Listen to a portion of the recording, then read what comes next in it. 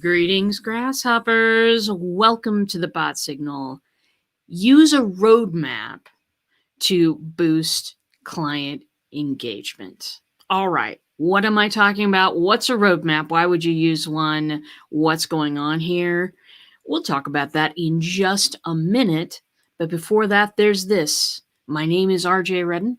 Entrepreneurs hire me to skyrocket their marketing message because most feel like they're shouting into a black hole, or they're a carbon copy of everybody else, and they have a tough time getting traction online. So I create epic engagement experiences that get people to click that button, connect with you, and convert like crazy. Bottom line, if you want your business to fly, best take the woman in the cape. All right, my friends, welcome to the Bot Signal. And today we have an awesome topic for you because I know that, for myself, I started out just doing bots, and I started out doing them basically kind of as announcement machines for people's shows. I worked with a lot of live streamers. It was a lot of fun. I love my live streamers, baby. You know that I do. But the thing was, since the open rate on bots was so huge, a lot of people use them strictly as a get butts and seats method. Okay. And so it was to remind people, to call people back into to call people back in, gather them for a live stream show or something like that. Of course, that also applies to every other event under the sun, right? You can use bots in that way to summon people to an awful lot of things. Mainly 3.5 years later, we use texts now, because people appreciate a text that says, hey, you got a thing coming up. Not only does it remind them of the thing, of course, put the link to the thing in the text, pro tip number 372. But people really appreciate it because then they can, oh gosh, I got to go. I got a thing. If they're having a hard time breaking away from a conversation, gives them an easy out. They don't have to go and scan their email and try to look for a link. It's right there for them. Great stuff announcements are. Great stuff to get butts and seats. However, if that's the only tactic that you use, people are going to kind of drown that out. Unless they are like completely highly interested in what you're doing right now, which means they first met you or they're a huge fan, one or the other, right? What about all those people in the middle? How can you encourage people to show up to the event without being annoying? Because none of us want to be that, right? So got one option that I'd like to explain today. And there's a lot of different ways to do this, but this is an option that I'm actually using right this minute. Many of you know I have got an event tomorrow. Listen, it's a free event. You can still sign up. But time is running out, baby. You gotta get there and do that thing. I won't let you sign up after 10 o'clock tomorrow morning. So get there, do that thing. Here's the link, also in the description. Anyway, so I'm using this roadmap theory right now. And the roadmap theory is simply this. Can you prepare an experience for them to go through and get a preview of your event while also basically reminding them of the time and place of your event? Create, if you can, and I know you can because you're my audience and you're amazing and I love ya. Prepare just some tips, just something to lead them along, something to prepare them for the information that they're going to get at your event. This is called a roadmap. We're calling it a roadmap too, and we're using imagery as such, and it's pretty cool stuff. We are delivering that roadmap where we're practicing what we preach. We're delivering it where that client is at. We have got we've got some emails going out, we've got some texts going out, we've got some Facebook messages, but basically it's a really short bot run that gives people kind of one thing a day that we reveal, kind of do some basics on. It doesn't have to be a deep subject. What you're trying to do is remind people why they signed up, remind them of the time and date. They signed up because hopefully they're excited by what you have to say. Maybe they're feeling some pain points that you covered in some of the messaging. Maybe they are looking forward to maybe learning a brand new thing. They are potentially looking to solve a problem. Whatever it is, you are reminding them and exciting them about what's going to happen. It's not that hard. You could use straight up emails to do this. That's tough unless they like email. Because for me, the thing is, I don't want to talk to them on the email channel unless that's where they want to hear from me. I kind of want to talk to people on the channel where they want to hear from me. Just because it just is so much easier that way. I get so much more response that way. And I realize, and I recognize this, that if you're completely an email dependent entity, that it's hard. It's hard to shift off of that because, well, I've gotten response in the past, but here's the truth. And I will tell you the truth. Less and less open their email every day. Unless it's something they're looking for.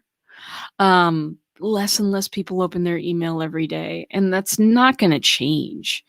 As we grow into an omni-channel world, as we start talking to people on all of these different devices and in all of these different ways, the new technology doesn't even bother with it. So many of you know I'm on Clubhouse. And if you don't know what Clubhouse is, it's an app where you can meet people and join discussions that are happening. It's audio only. Also, unfortunately, iPhone only at this moment. So these conversations, you can meet people you've never met before. What's the way you connect with them? Through their Instagram or Twitter. They don't publish your email address in the app unless you feel like putting it in your bio, which no one does. But, well, maybe some people do. I just haven't seen it yet. Anyway, what I'm talking about is people are creating brand new apps and other people are flocking toward that app. And that app doesn't have anything to do with an email address. So what are we going to do? Are we going to, stick in the mud it? Are we going to go, well, I need to harvest that email address, or it's not going to be worth it because all of my marketing is tied up in email and that's the only thing I know how to do. Sweetie, got to change that. It's for your own good. Got to change that. Learn omni-channel. Learn how to put systems in place that allow you to respond to your clients where they are. Side note, I really should have a graphic for that. Side note, was reading a discussion from some friends this morning, and they were talking about, they're local friends. We live in a Midwestern state with very, very traditional / old ways of thinking.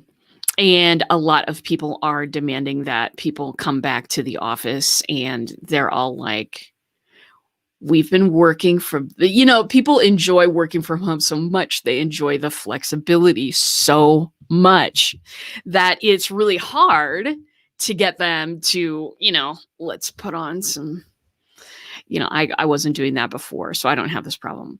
But I'm lucky enough to have an online business that rocks. So my friends are talking about having to, the risk involved, the way that, vaccines aren't out yet. There's a whole lot of things going on there. And everybody's just like, well, you need to come back to work because the collaboration is the foundation of our business. Yeah, we collaborate all the time online.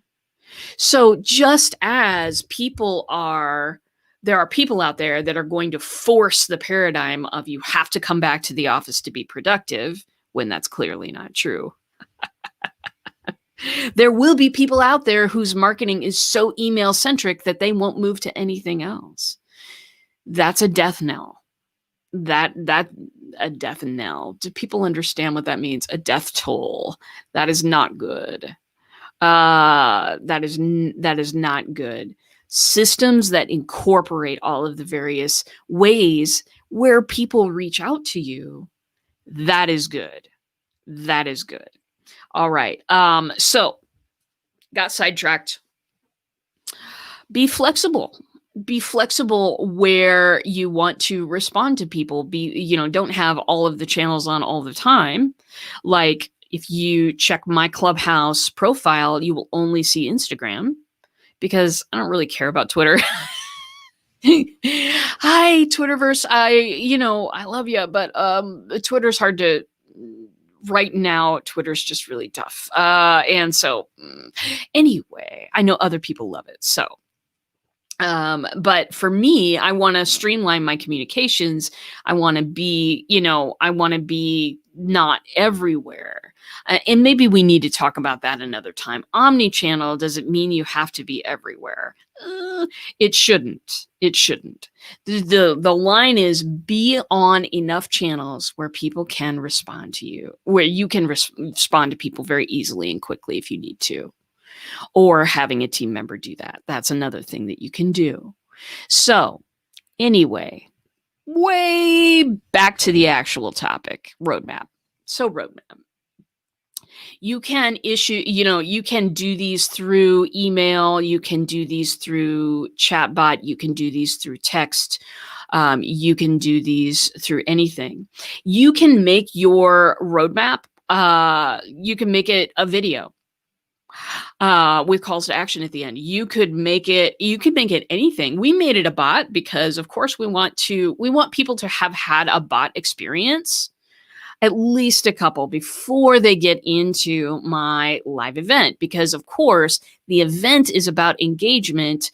Bots are a tool that I use a lot, and I'm going to be bringing them up as examples in the live event. So you see what I'm doing here? I'm exposing them to technology, and then I'm going to say, and this is how it works, and they will know what I'm talking about because they've been through it. You know what I'm saying? I'm not trying to teach anything hugely technological and how to, and let's get all our computers out and do something during my event. I'm not, because it really appeals in some cases. But I have found that people's interest, the room's interest, goes way south. Wow. So I keep that stuff to the how-to videos in my class. That's what I do for that. Anyway, it pays to, if you are using a new technology like that, it absolutely pays to expose people and let them play around in it and find it non-threatening before you start digging into what you use it for at a live event. So, roadmap, deliver it where the people are. Deliver it, any way you want to. There's a ton of ways that you can do this. You can be absolutely creative. You can take them down a little 5-day journey before a 1-day event. I've seen roadmaps be 30 days. I've seen anywhere from 30 days to about 3 is the shortest one I've ever seen. And that was for a real small event. Sometimes people don't do roadmaps necessarily, but they will do they'll kind of assign homework. Tammy Lane, Facebook ads goddess. She has done this before events where she will, say, okay, these are the things you need done in order to walk in the door, because she does a whole extravaganza where you can get a Facebook ad out and approved in a weekend. I went to one of these events once. It was amazing. But the reason that she's able to do that is because she says, okay, do this prep ahead of time. So here's another thing about roadmaps that is really super cool. I can keep track of who's participating and who might not be participating right now. I have, heading into tomorrow's event, I have clues on who are the people that are the most excited and motivated right now. I do. I have a list. I have a list. And that's important information for me, because if I have a harder question, I kind of know who has been swimming in the material. The way that I structure my live events, I do not want to be the one talking the whole time. Holy moly! It's good enough for 20 minutes at a time, 30 minutes at a time on this show. It ain't so good when you got 6 hours stretching ahead of you. You know what I'm saying? So I do frequently involve the audience. Also, it's an event about engagement. It better not be a lecture. Anyway, so roadmaps give you a whole lot of opportunity to A, know thy client, like we got into yesterday, to B, keep them actively engaged in the space between the sign up for the event and the actual event. Now, you may be wondering this, and please do toss in your questions about roadmaps. I see that a bunch of you have joined, so toss in your questions about roadmaps here as we go, and I will do my best to answer them. So, with roadmaps, which is basically pre-event homework, that optional pre-event homework or exposure to some of the ideas. Adult learning, and adult learning is a favorite topic of mine because I used to teach. I used to be the adjunct faculty, part of the adjunct faculty here at the local university. And and I know that you've got to repeat a lot of stuff to get people to remember what you're talking about. You see, my event is designed to give you a lot of information about the 3 secrets of engagement marketing. Secrets, ninja tricks, whatever you want to call them. I go over three topics in depth. Most of you know what they are already if you're a devotee of the show. So I'm going to give a lot of information. And here's the deal. I know more than I think that I know, because this is something that I talk about all the time. Okay? So for those of you who have live events or are considering live events, know this. You're going to be up there going, God, I'm repeating myself. I've said all this stuff before. Excellent. Excellent. Because the way that adults learn is that they get exposure to a topic, and then they kind of maybe find it interesting, and then, dinner happens, and then, they've got stuff going on. Then they hear it again on the live event. And it's like, oh, I've heard about this before. I remember being interested in this. So you're exposing information in layers instead of fire hosing. This helps retention level. We got into way an education topic this morning, everybody. But the roadmap is very, very helpful. Here's what you don't want. You do not want people coming out of your event all happy, all motivated, and then the next day work returns. Guess what happens? They start to feel like we've all felt after certain live events, the big letdown.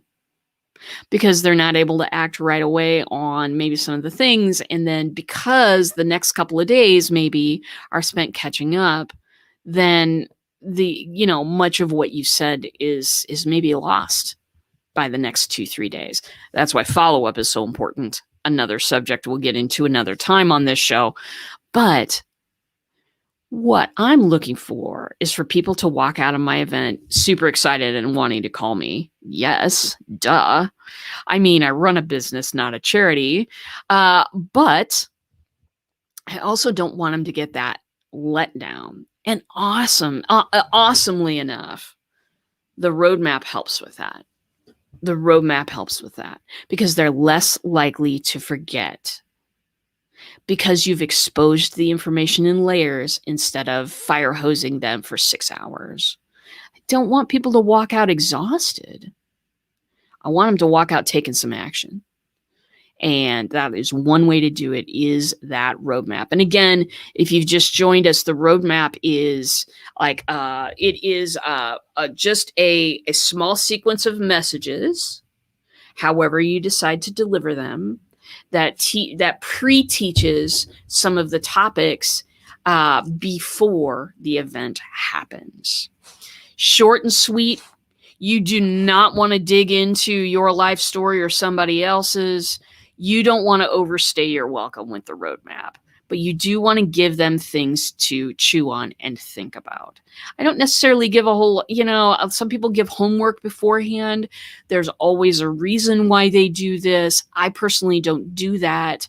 I want you to have an experience before you come to the event. I want you to have some engagement experiences. And think about it. If you've signed up, you know this. You sign up on a bot, then you get, and 5 days before the event, you start getting just a reminder email or a reminder text, depending on what information you've given us. You get a reminder email or a reminder text, saying, "Hey, pop in. We've got some more stuff for you to learn today." They go through a whole, and then that pops them into another bot, and they go through a whole experience before they get to the event. I want people at the starting gate ready to run. That's what I want. And I want my drop-off rate to be very small. And when I'm talking about that drop-off rate, I think y'all know what I'm talking about. Somebody signs up for a webinar, and then I don't need to really go to that, do I? I could catch the replay, right? And a lot of people, a lot of other marketers, bro marketers, we are going to have a discussion on bro marketers. Dude.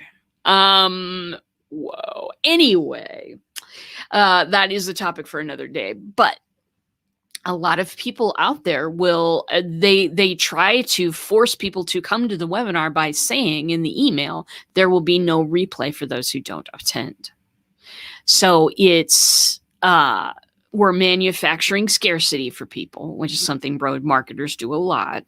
We're manufacturing scarcity, and we're just trying to get butts in seats, whether they need to be there or not.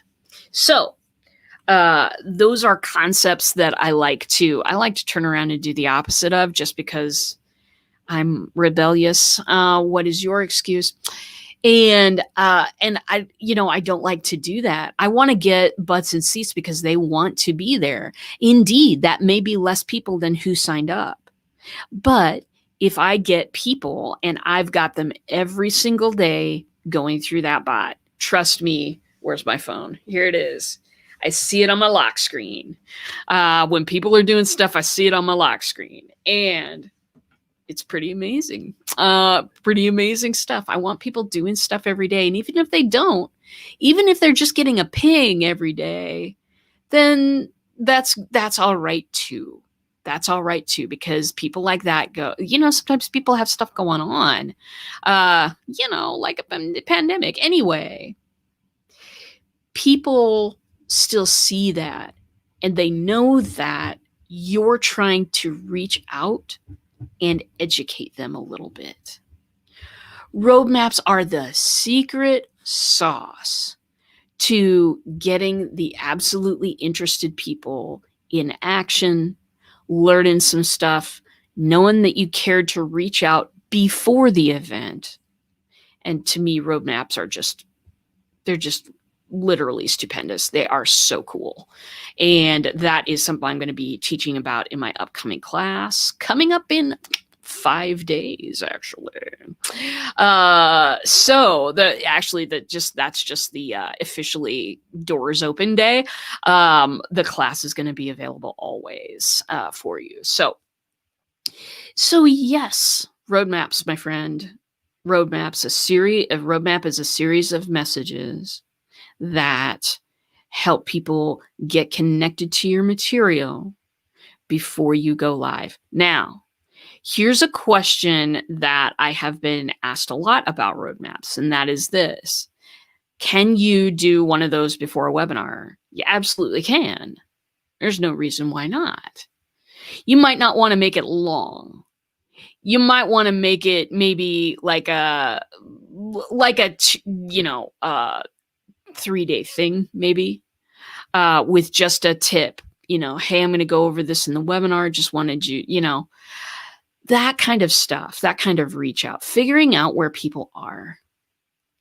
The more time we spend researching who people are, what they need and what they want before they get into our client journey process, the better off we all are. The better off we all are. The more sales we make, the better off we all are, my friends. And that's what I got to tell you about that. So, can you do it for a roadmap for a webinar? Absolutely, yes, you can. Please, I wouldn't do more than 3 days because that's sort of people are gonna be like, eh. But if you reach out to them with, hey, just wanted you to know we're teaching this. Dig in right here if you want to know more about that before the webinar. The webinar will be so much more helpful for you if you dig into this a little early. Something like that. Because adult learning says, it literally says is you got to repeat something 3 times before people remember it. So giving them exposure to a concept a couple of days before, and then boom, you're on the webinar, you get more people in the seats because they have dug into the material already. And then you expose them to it a second time on the webinar. And then maybe you want to expose the same info a third time on the follow-up. The roadmap is the warm-up, baby. It is as important as the follow-up. You can quote me on that if you want. All right, my friends. Well, that is it for today. I will not be on the next 2 days. Tomorrow, I'm absolutely doing my live event. If you haven't signed up yet, click the link in the comments. It'll take you right there, Skyrocket Live. The next day, I'm going to be doing an event. I'm going to be attending an event. My dear friend and coach, Jane M. Powers, is doing one of her masterminds. Yeah, I'm there. I gotta be there. I gotta know. I'm her favorite stalker, or at least I think that I am. Anyway, I'm going to be gone for the next 2 days. Next week, we're going to full on, baby. Full on. 5 days. You know it. We're going to be talking about that class when I come back on Monday. I'm also going to give you a review of the event that I just did. Because I want you to see my process and I want you to see what happens afterward. In fact, we might split that up into 2 days. Anyway, want to thank you for being here. Want to tell you something, and that is, I think you're an awesome audience. Yeah, I know you are, in fact. And I won't see you tomorrow or the next day, but I will see you on Monday. Have a wonderful weekend, and I will see you in a bot.